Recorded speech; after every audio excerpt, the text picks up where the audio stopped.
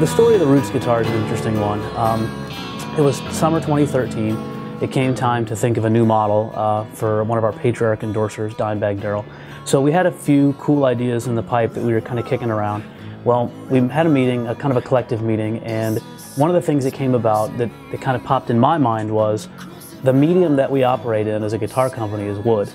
And I thought, what is a way to really allow an end user or a player or a customer to connect with Daryl, because he has such a huge, loyal, passionate fan base that, you know, his fans are feverish for, you know, any new guitar models that come out. You know, we've released multiple guitar models since his untimely passing in '04, and so it felt like a very natural thing to do something using wood as our medium. So having been at Daryl's house many times, I remembered personally he had some trees kind of in the back of his property, and Rita happened to be in town, his longtime girlfriend.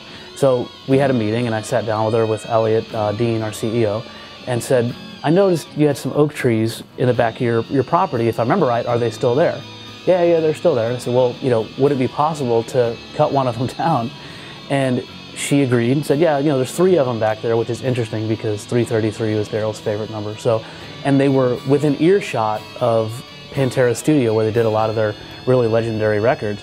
So the correlation all kind of made sense. So I said, well, if we can cut down one of your trees, or one of his trees, and incorporate that into a guitar some way, it would literally give someone who buys that guitar, which would become the ML Roots guitar, a piece of Daryl's legacy, literally a tree that grew from a sapling in his backyard into this big oak tree.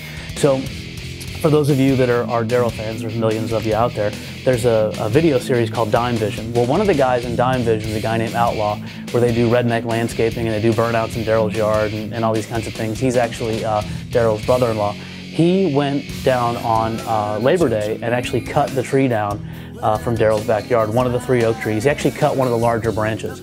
And we documented it all on video. We got the branch coming down. We've got him sectioning it, packing it up, sending it to Dean headquarters in Tampa, us going back and receiving it from the shipping dock, and then every step of the way, from it being in Daryl's yard all the way to it being a finished guitar. And what we did was, we took the branch and we made 200 oak razor blades, which Daryl used to wear around his neck, you know, a metal razor blade. That's kind of his signature thing. We've got it as an inlay on the Razorback, and now as a body inlay on the ML. So the 200 pieces that are released to the public are made from oak, actually in Daryl's backyard, which had never been done before, to my knowledge, and probably will never be done again. So it was a really special project for me personally, and for Dean Guitars as a company and as a family, to honor Daryl in such a way that allowed, you know, in kind of a funny way to say it, allow someone to kind of play in his backyard.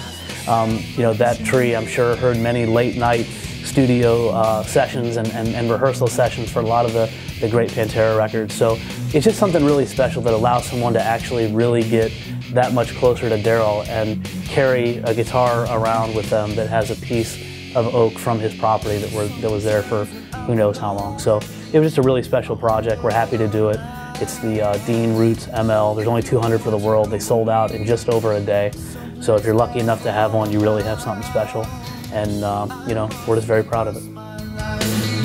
I can't live in the past, set my soul